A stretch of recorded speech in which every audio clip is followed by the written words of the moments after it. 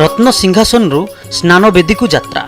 108 ଗରା ସୁବାସିତ ଜଳରେ ସ୍ନାନ କରିବେ ଦାରୁଦିଅଁ। ଗଜାନନ ବେଶରେ ଦର୍ଶନ ଦେବେ ମହାପ୍ରଭୁ।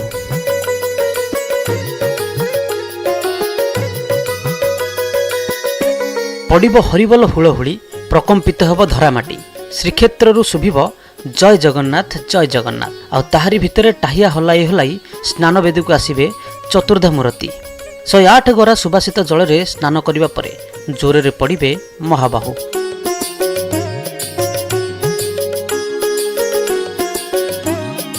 ସାଧାରଣତଃ ବର୍ଷରେ ଥରୁଟିଏ ଜଗା ଭାଇ ଭଉଣୀଙ୍କ ସହ ଜଳସ୍ନାନ କରିଥାଏ। ଅନ୍ୟ ସମୟରେ ଦାରୁଦିଅଁଙ୍କ ମନ୍ତ୍ର ସ୍ନାନ କରାଯାଏ। ଆଉ ଦାରୁବ୍ରହ୍ମଙ୍କ ଲୀଳାକ୍ଷେତ୍ର ଶ୍ରୀକ୍ଷେତ୍ରରେ ମହାପ୍ରଭୁଙ୍କ ସ୍ନାନ ଉତ୍ସବ ବା ମଞ୍ଚ ସ୍ନାନ ଏକ ଶାସ୍ତ୍ରୀୟ ଲୀଳା।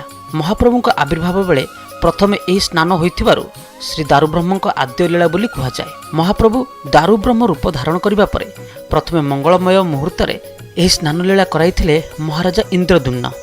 ଶାସ୍ତ୍ର ମତରେ 108 ସୁନା କଳସରେ ଅଭିମନ୍ତ୍ରିତ ପବିତ୍ର ଜଳରେ ଦାରୁବ୍ରହ୍ମଙ୍କ ଆଦ୍ୟ ସ୍ନାନ ଲୀଳା ସମାପନ ହୋଇଥିଲା। ସେହି ଶାସ୍ତ୍ରୀୟ ମତକୁ ଅନୁସରଣ କରି ଆଜି ବି ସେହିପରି ସ୍ନାନଯାତ୍ରା ଅନୁଷ୍ଠିତ ହେଉଛି।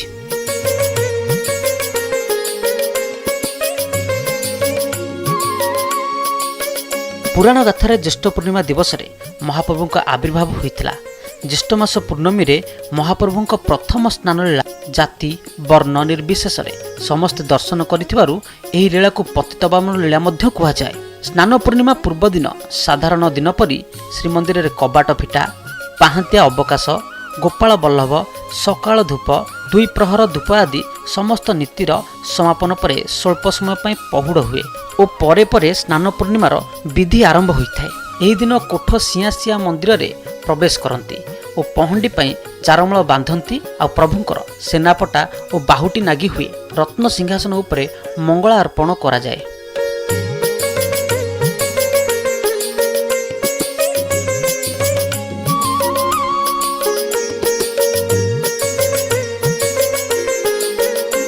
ପହଣ୍ଡି ବିଜେ ସମୟରେ 7 ପାହାଚ ଉପରେ ଠାକୁରମାନେ ଚୂଳ ଓ ଟାହିଆ ଲାଗି ହୁଅନ୍ତି।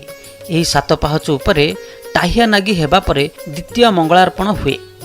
ତାପରେ ବନ୍ଦାପନା ଓ ପରେ ପରେ ରାଘବ ଦାସ ମଠରୁ ଆସିଥିବା ଘଷା ନାଗି କରାଯାଏ। ତାପରେ ପନ୍ତି ଖାଇ ଖାଇ ଠାକୁରମାନେ ସ୍ନାନ ବେଦୀକୁ ଯାଇ ନିଜର ଆସ୍ଥାନ ଉପରେ ଅବସ୍ଥାନ କରନ୍ତି। ସୁଆର ବଡ଼ୁ ଅମ୍ଭୁଣିଆ ପାଣି ଛିଞ୍ଚନ୍ତି।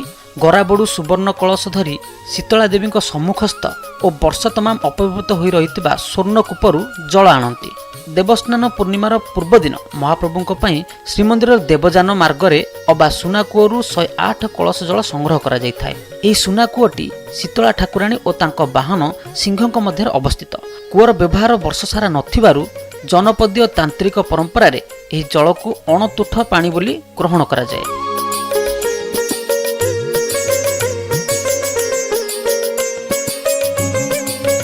ଅଭିମନ୍ତ୍ରିତ ହୋଇଥିବା ଜଳରେ 108 କଳସରେ ଅଷ୍ଟବନ୍ଧ, କୃଷ୍ଣ ଅଗୁରୁ, ଉସିର, ଗୋରଚନା, ଦେବଦାରୁ, ମୁଥା, ହରିତାଳ, ବାହାଡ଼ା, ଆମଳକି, ସଞ୍ଚିଷ୍ଠା, ତାମ୍ରପର୍ଣ୍ଣି, ସୋମପର୍ଣ୍ଣି ଓ ଲୋଧା ମିଶ୍ରିତ କରାଯାଏ। ଏହି ମହୋଷଧି ମିଶ୍ରଣ କରାଯିବା ପରେ ଜଳକୁ ଅଭିମନ୍ତ୍ରିତ କରାଯାଇଥାଏ। ସେହି ଗନ୍ଧଯୁକ୍ତ ଅଭିମନ୍ତ୍ରିତ ଜଳରେ ଦାରୁବ୍ରହ୍ମଙ୍କୁ ଓ ଶ୍ରୀଜୀଉମାନଙ୍କୁ 108 ଗରା ଜଳରେ ସ୍ନାନ କରାଯାଏ। ଏହି ଜଳରୁ 35 ଗରା ଜଗନ୍ନାଥଙ୍କୁ, 33 ଗରା ବଳଭଦ୍ରଙ୍କୁ, 22 ଗରା ସୁଭଦ୍ରାଙ୍କୁ ଓ 18 ଗରା ସୁଦର୍ଶନଙ୍କୁ ସ୍ନାନ କରାଯାଏ।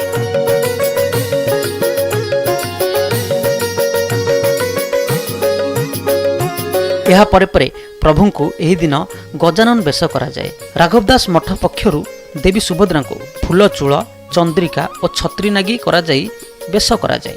ଗୋପାଳ ତୀର୍ଥ ମଠ ଦ୍ୱାରା ପ୍ରଦତ୍ତ ଶ୍ରୀ ବଳଭଦ୍ରଙ୍କୁ ଗଜାନନ ବେଶ ଓ ସୁଦର୍ଶନଙ୍କୁ ଚକ୍ର ଲାଗି କରାଯାଏ। ଏହି ଦିନ 3 ଧୂପ ବଦଳରେ ଗୋଟିଏ ଧୂପ ଦିଆଯାଏ। ତାପରେ ଠାକୁରମାନେ ଶ୍ରୀମନ୍ଦିରକୁ ଗୋଟି ପହଣ୍ଡିରେ ଫେରନ୍ତି।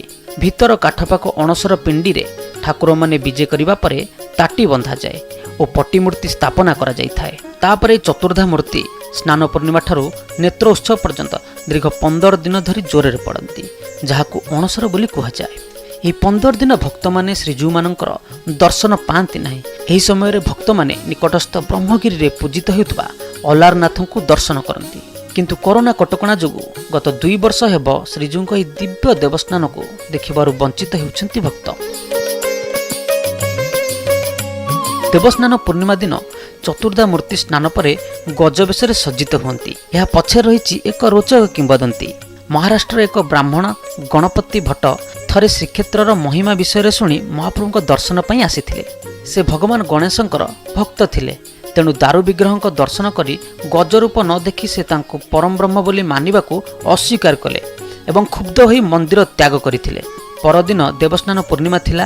ମହାପ୍ରଭୁଙ୍କ ଆଦେଶରେ ବଡ଼ପଣ୍ଡା ଗଣପତି ଭଟ୍ଟଙ୍କୁ ସ୍ନାନଯାତ୍ରା ଦେଖିବା ପାଇଁ ଆମନ୍ତ୍ରଣ କଲେ।